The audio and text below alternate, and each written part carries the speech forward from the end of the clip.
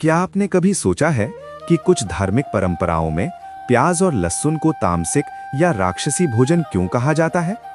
इसके पीछे एक बहुत पुरानी कथा छिपी है, जिसकी जड़ें समुद्र मंथन और भगवान विष्णु की लीला से जुड़ी मानी जाती हैं। ये कहानी सिर्फ भोजन की नहीं, बल्कि मन की शुद्धता और भक्ति की गहराई की भी है। उड़ीसा की पवित्र धरती पर पुरी से कुछ दूरी पर एक छोटा सा गांव था। उस गांव के किनारे खेतों के पास एक मिट्टी की झोपड़ी में माधव नाम का किसान रहता था। माधव बहुत मेहनती था। सुबह सूरज निकलने से पहले खेत पहुंच जाता और शाम तक हल चलाता, बीज बोता और फसल की देखभाल करता। दिन भर की मेहनत के बाद जब वो घर लौटता तो साधारण भोजन बनाता, चावल, दाल और सब्जी। लेकिन उसकी एक आदत थी, वो हर सब्जी में प्याज और लहसुन जरूर डालता। गांव के लोग कहते थे, माधव भैया, ये तो शरीर को ताकत देने वाली चीजें हैं। माधव भी यही मानता था। लेकिन एक अजीब बात थी, रात होते ही उसका मन बेचैन हो जाता। वो अपने घर में रखी भगवान जगन्नाथ की छोटी सी तस्वीर के सामने बैठ जाता और धीरे धीरे कहता, हे प्रभु, मैं रोज आपका नाम लेता हूं, फिर भी मन में शांति क्यों नहीं है? एक दिन शाम को आसमान में घने बादल छा गए, तेज हवा चलने लगी और बारिश शुरू हो गई। माधव खेत से लौट रहा था कि रास्ते में एक पुराने पीपल के पेड़ के नीचे उसे एक वृद्ध साधु दिखाई दिए। साधु शांत भाव से बैठे थे, लंबी जटाएं, सफेद वस्त्र और हाथ में कमंडल। माधव ने तुरंत प्रणाम किया और उन्हें अपने घर चलने का निमंत्रण दिया। साधु कुटिया में आए। माधव ने भोजन बनाया, लेकिन जब साधु ने देखा कि भोजन में प्याज और लहसुन डाला गया है, तो उन्होंने धीरे से कहा, बेटा, मैं ये भोजन नहीं खाऊंगा, मुझे केवल फल दे दो। माधव चौंक गया। उसने पूछा, बाबा, इसमें क्या दोष है?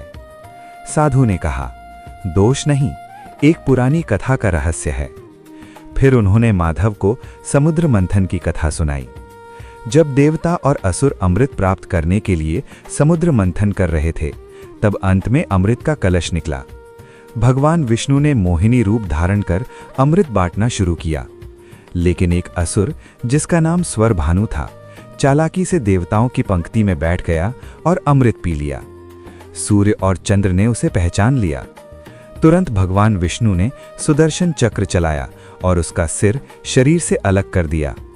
लेकिन अमृत का प्रभाव हो चुका था, इसलिए उसका सिर राहु और धड़ केतु बन गया।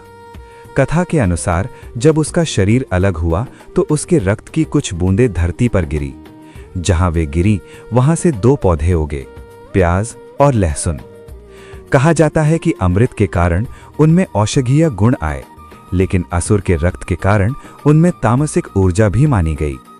इसी वजह से कई मंदिरों में, खासकर जगन्नाथ मंदिर के महाप्रसाद में, प्याज और लहसुन का प्रयोग नहीं किया जाता। ये सुनकर माधव गहरी सोच में पड़ गया। अगले ही दिन उसने निर्णय लिया कि वो पुरी जाकर भगवान जगन्नाथ के दर्शन करेगा। कई दिनों की यात्रा के बाद जब वो मंदिर पहुंचा, तो भगवान जगन्नाथ की विशाल आंखों को देखकर उसकी आंखों से आंसू बहने लगे। उस दिन उसे मंदिर का महाप्रसाद मिला, बिना प्याज और लहसुन का साधारण भोजन।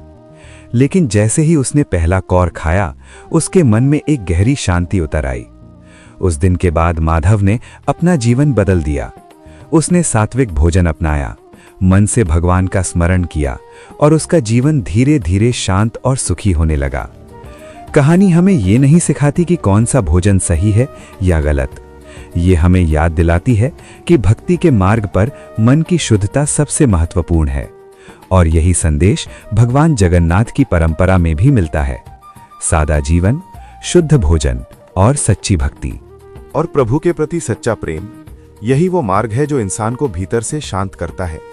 भगवान जगन्नाथ की परंपरा भी यही सिखाती है कि जब हृदय पवित्र होता है, तब भक्ति अपने आप गहरी हो जाती है। कहते हैं, जो भी सच्चे मन से प्रभु को पुकारता है, प्रभु उसके जीवन में किसी न किसी रूप में अवश्य आते हैं। अगर आपको ये कथा पसंद आई हो और इससे कुछ सीखने को मिला हो, तो वीडियो को लाइक जरूर करें, ताकि ये कथा और लोगों तक पहुंचे। ऐसी ही अद्भुत और रहस्यमयी धार्मिक कथाएं सुनने के लिए हमारे चैनल को सब्सक्राइब करें और बेल आइकन दबाना ना भूलें। जय जगन्नाथ।